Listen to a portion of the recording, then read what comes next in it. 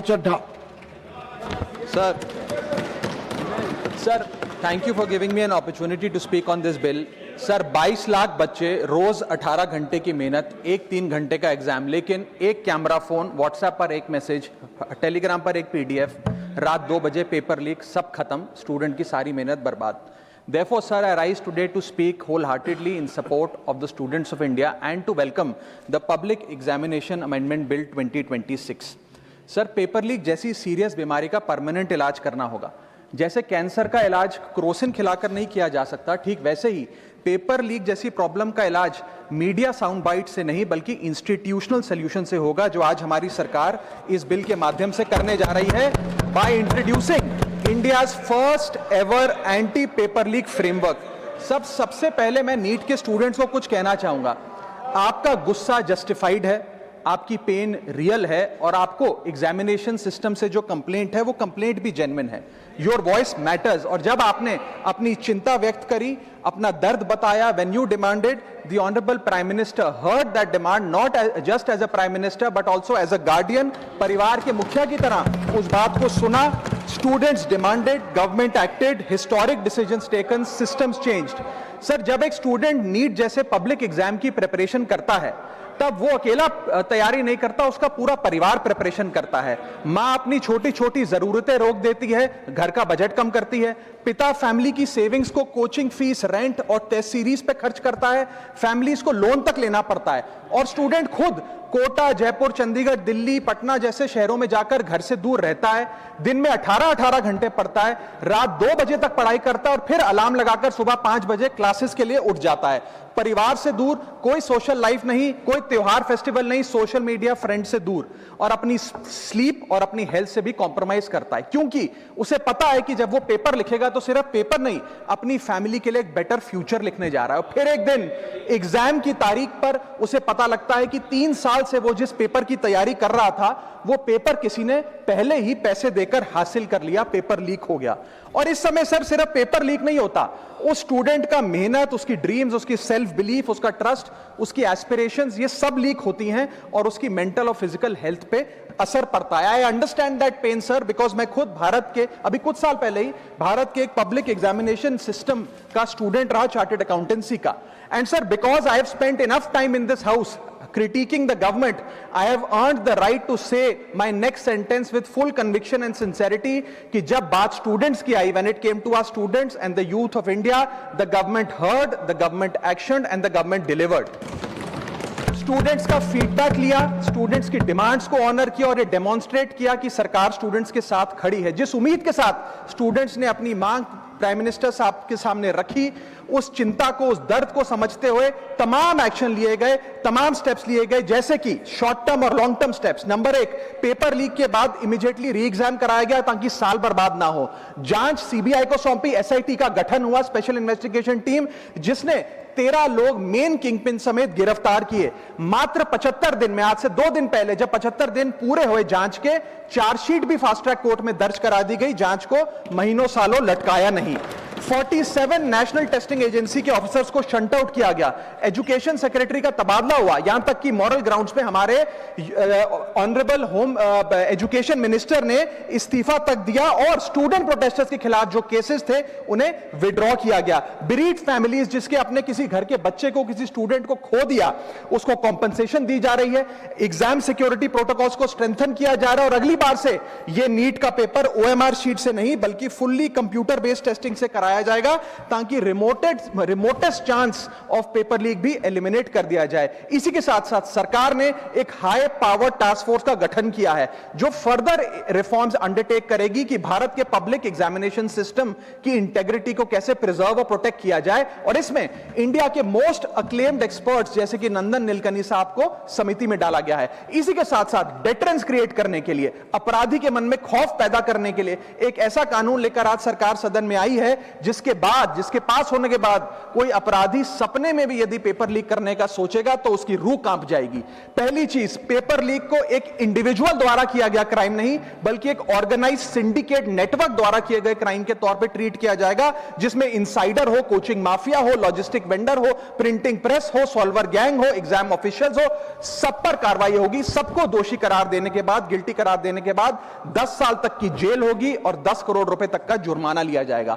सारे ऑफेंसेस को cognizable, non bailable, non compoundable बनाया गया। एक स्पेशल टास्क फोर्स का गठन किया गया कि अब कभी भी यदि पेपर लीक की संभावना भी उत्पन्न होती है तो यह स्पेशल टास्क फोर्स जांच करेगी और यह इन्वेस्टिगेशन सालों साल नहीं लटकाई जाएगी। 2 महीने के अंदर अंदर से इस इन्वेस्टिगेशन को कंप्लीट करना होगा। और इसी के साथ साथ फास्ट ट्रैक कोर्ट्स का गठन किया, जो ये इंश्योर करेंगे कि इसमें स्पीडी ट्रायल हो, डे टू डे ट्रायल हो, स्पेशल पब्लिक प्रोसिक्यूटर होगा, 3 महीने में पनिशमेंट सुनाई जाएगी। सर मैं बता दूं, हमारे देश में fast track courts heinous crimes के लिए बने हैं, जैसे कि क्राइम्स अगेंस्ट वुमेन, रेप और पॉस्को जैसे अपराध के लिए। आज हमने पेपर लीक को उस हिनियस क्राइम्स की कैटेगरी में ला खड़ा किया है सर। इसी के साथ साथ सर, इंस्टीट्यूशनल और systematic reforms will demonstrate zero tolerance towards paper leak, और इससे भारत की इंडियन पब्लिक एग्जामिनेशन सिस्टम की इंटेग्रिटी को हम प्रिजर्व और प्रोटेक्ट कर पाएंगे। ये सब इसलिए हुआ because sir there is nothing more important than the students and their future. Sir their voices mattered, their voices were heard and systematic and systemic changes have been brought in. उनकी आवाज को, students की आवाज को कोई political challenge नहीं, बल्कि एक परिवार की भीतर की चिंता की तरह समझकर, जैसे घर के बच्चे घर के बड़े से अपनी चिंता व्यक्त करते हैं, दर्द व्यक्त करते हैं, डिमांड्स रखते हैं, ठीक वैसे ही सरकार ने ये तमाम फीडबैक लेते हुए एक्शन लिया। Sir Benjamin Franklin, American philosopher, statesman, diplomat रहे, उन्होंने कहा था, well done is better than well said. सालों तक इस देश में पेपर लीक होता आया, लेकिन सिर्फ डिस्कशन और सिर्फ साउंड बाइट हुई। आज एक्शन हो रहा है, सिस्टमैटिक रिफॉर्म्स आ रहे हैं और भारत का पहला एंटी पेपर लीक फ्रेमवर्क बनके तैयार है और आपके सामने है। सर इसी के साथ साथ पेपर लीक किसी एक पार्टी का, किसी एक सरकार का ऑफिसर या मिनिस्ट्री की देन नहीं है, और ये कोई 2026 का फिनोमेना भी नहीं है। सर मैं बता दूं कि सर जब बात अकाउंटेबिलिटी की हो, मोरालिटी की हो, जवाबदेही की हो, तो इसलिए इससे जब बात अकाउंटेबिलिटी की हो, मोरालिटी की हो, जवाबदेही की हो, तो सर ये इससे तय नहीं होना चाहिए कि पेपर लीक कौन से राज्य में हुआ, कौन सी मिनिस्टर के अंडर हुआ, कौन सी पार्टी में हुआ, क्योंकि ये एक पैन इंडिया ऑर्गेनाइज्ड क्राइम है, क्रॉनिक डिजीज है। मैं ये बात इसलिए कह रहा हूं क्योंकि 19 जुलाई 2026 को, आज से मात्र 10 दिन पहले, पंजाब के अंदर एक फार्मेसी ऑफिसर रिक्रूटमेंट का एग्जाम हुआ। उसमें मैसिव इरेगुलरिटीज देखी गई, ब्लूटूथ डिवाइसेस के माध्यम से लाइव चीटिंग चल रही थी, और चीटिंग सिंडिकेट वो चीटिंग फैसिलिटेट कराने के लिए 13-13 लाख रुपए का रेट चार्ज कर रहा था। यही नहीं सर, आम आदमी पार्टी की सरकार जब पंजाब में बनी तब से अभी तक नायब तहसीलदार के एग्जाम में इरेगुलरिटीज देखी गई और लार्ज स्केल चीटिंग हुई। पंजाब स्टेट एजुकेशन बोर्ड में 12वीं क्लास का इंग्लिश का पेपर लीक हुआ, पीएसटीटी स्कूल टीचर रिक्रूटमेंट का एग्जाम का पेपर लीक हुआ, पीएसबी के ग्रुप ऑफिसर के रिक्रूटमेंट का एग्जाम लीक हुआ, एग्रीकल्चरल डेवलपमेंट ऑफिसर के रिक्रूटमेंट का एग्जाम लीक हुआ, और एक्साइज और टैक्सेशन इंस्पेक्टर की रिक्रूटमेंट की मेरिट की लिस्ट जब आई तो उसमें फर्जी नाम डाल के जारी कर दिया गया। सर मैं आ रहा हूं, अब मैं कांग्रेस में ही आ रहा हूं। आप कांग्रेस का सुनिए सर, ये मेरा समय खराब कर रहे हैं। आप बोले ना, आप बोले सर। जब सर कांग्रेस की कर्नाटक में सरकार है, इसी साल जनवरी 2026 में एसएसएलसी का पेपर हुआ। इसी साल कर्नाटक में कांग्रेस की सरकार के अंडर एसएसएलसी का पेपर हुआ, पेपर लीक हुआ, और वो पेपर ऑनलाइन 200 रुपए में स्टूडेंट्स को बेचा जा रहा था। हिमाचल प्रदेश में HP state selection commission recruitment exam का पेपर कांग्रेस के कार्यकाल में लीक हुआ। अब आप सुनिए सबसे चौंका देने वाली घटना। सर सबसे शॉकिंग और सैड बात यह है कि 2016 में कर्नाटक में जब कांग्रेस की सरकार थी तब वहां पे 12वीं कक्षा का प्री यूनिवर्सिटी कॉलेज का 12th का केमिस्ट्री का पेपर लीक हुआ। ये क्लासरूम का पेपर नहीं था सर, ये स्टेट बोर्ड एग्जाम था। ये स्टेट का एग्जाम जब पेपर लीक हुआ, बच्चे एग्जाम देकर घर आ गए, पता लगा पेपर लीक हो गया, पेपर कैंसिल कर दिया। 20 दिन बाद री एग्जाम कराया गया, री एग्जाम का पेपर भी लीक हो गया, और उसके बाद रात को 3:30 बजे वो पेपर व्हाट्सएप पे घूम रहा था, री एग्जाम को भी कैंसिल करना पड़ा। इसके बाद जब जांच हुई, स्टेट सीआईडी ने जांच करी तो 3 लोगों को अरेस्ट किया, जिसमें कर्नाटक सरकार के मेडिकल एजुकेशन मिनिस्टर डॉक्टर शरण पाटिल का पीए खुद शामिल था। पीए 10-10 लाख रुपए लेकर पेपर लीक कर रहा था। उसके बाद जब मंत्री जी से पूछा गया कि आप इस्तीफा क्यों नहीं देते, आपकी मॉरल और डायरेक्ट जिम्मेदारी बनती है, आपके दफ्तर का आपका पीए पेपर लीक कर रहा है, आप क्यों नहीं इस्तीफा देते, तो उन्होंने कहा कि there is no question of resigning, अगर कुछ गलत हुआ है तो वो मेरे पीए का पर्सनल मैटर है, उसकी पर्सनल लाइफ है। वहां सर ऑफिस गवर्नमेंट का, डेजिग्नेशन गवर्नमेंट की, एक्सेस गवर्नमेंट का, बट अरेस्ट की बात आई तो पर्सनल लाइफ का मैटर है। और आयरनी देखिए, आज 2026 में कर्नाटक में फिर कांग्रेस की सरकार है और डॉक्टर शरण पाटिल फिर मंत्री हैं और उसी विभाग के मंत्री हैं, मेडिकल एजुकेशन विभाग के मंत्री। ये है स्टैंडर्ड ऑफ अकाउंटेबिलिटी। सर सुन लो, उसी के साथ साथ 2004 से 2014 के बीच में जब यूपीए की सरकार थी तो कांग्रेस के कार्यकाल में दर्जनों एग्जाम्पल हैं, डॉक्यूमेंटेड एग्जाम्पल हैं पेपर लीक के सर, जिसमें मुख्य तौर पर AIIMS post graduate medical entrance exam 2006 में लीक हुआ, रेलवे रिक्रूटमेंट बोर्ड का एग्जाम 2009 का लीक हुआ, all India engineering entrance exam 2011 UPA के कार्यकाल में लीक हुआ और SSC combined graduate level exam 2013 leak हुआ। सर इस पीरियड में उस समय की यूपीए सरकार ने क्या किया? कोई अकाउंटेबिलिटी एस्टैब्लिश करी, कोई एग्जाम सिक्योरिटी आर्किटेक्चर को ओवरऑल करने के लिए कोई कानून लाए, कोई dedicated anti paper leak law लाए, कुछ नहीं लाए। सर मैं एक बात कहना चाहता हूं, सर पॉलिटिकल मेमोरी सिलेक्टिव हो सकती है, पब्लिक रिकॉर्ड सिलेक्टिव नहीं हो सकता। अगर नेशनल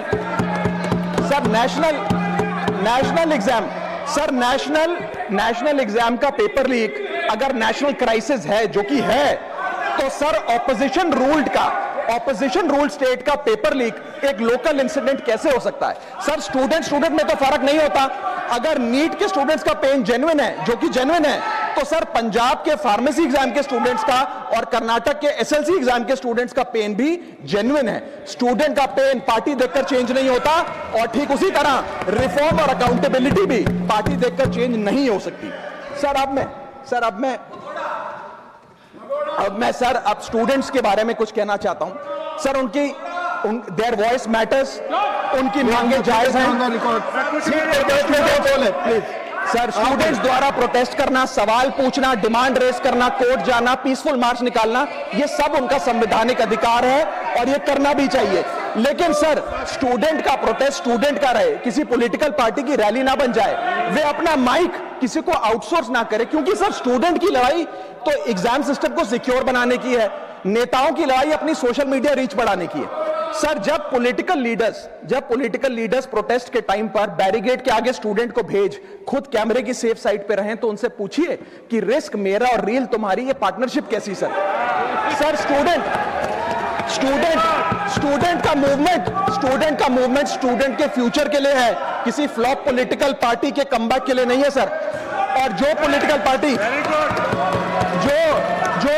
पार्टी के अपने खुद के फ्यूचर का आता पता नहीं, वो स्टूडेंट के फ्यूचर की क्या लड़ाई लड़ेगी? सर स्टूडेंट्स को जस्टिस चाहिए, पॉलिटिकल पार्टी को फुटेज। स्टूडेंट को एग्जाम सिक्योर करना है, पॉलिटिकल पार्टी को वायरल क्लिप।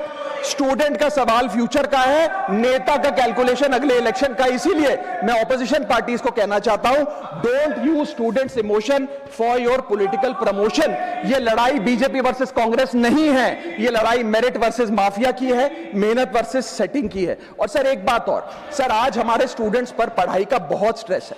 हमारे समाज ने, हमारी सोसाइटी ने आज बच्चों का, क्योंकि हम बेस्ट चाहते हैं, अपनी बच्चों से पढ़ाई संबंधित एक्सपेक्टेशन को प्रेशर में बदल दिया है। और ये प्रेशर सर स्कूल से ही शुरू हो जाता है।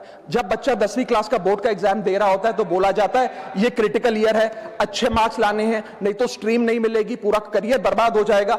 12वीं क्लास में जाता है तो प्रेशर और बढ़ता है, बोला जाता है ये लाइफ का टर्निंग पॉइंट है, आगे की जिंदगी कैसे डिसाइड होगी।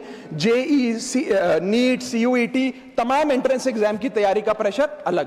और सर जब कॉलेज पहुंचता है तो एक अलग ही लेवल का प्रेशर होता है, उसको बोला जाता है सीजीपीए ठीक रखो वरना प्लेसमेंट नहीं मिलेगी। ये पूरी लाइफ का सवाल है, करियर का सवाल है, हर स्टेज पर प्रेशर का सिलेबस बढ़ता जाता है, बढ़ता जाता है, बढ़ता जाता है। और ओवरऑल सर इंडिया में कंपटीशन बहुत फास्ट स्पीड पे बढ़ रहा है, लेकिन उसी के साथ साथ कंपैरिजन भी बहुत फास्ट स्पीड पे बढ़ रहा है। सबसे पहले जब बच्चा स्कूल जाता है तो अपने स्कूलमेट्स क्लासमेट से कंपैरिजन होता है, कोचिंग सेंटर जाता है तो वहां कोचिंग सेंटर के स्टूडेंट से कंपैरिजन होता है, ऑल इंडिया रैंकर से कंपैरिजन होता है, घर आता है तो पड़ोसी और रिश्तेदारों के बच्चों से कंपैरिजन होता है। ये कंपैरिजन मोटिवेशन नहीं सर, प्रेशर और स्ट्रेस में बदलता जा रहा है। सर जैसे 3 इडियट्स पिक्चर में कहा था ना, काबिल बनो कामयाबी झक मारकर पीछे आएगी, ठीक उसी तरह समाज को, हम सबको, अगर कोई स्टूडेंट चिंतित दिखे, स्ट्रेस में दिखे, उसे कहना चाहिए कि एग्जाम इंपॉर्टेंट है लेकिन तुम एग्जाम से ज्यादा इंपॉर्टेंट हो सर, क्योंकि घर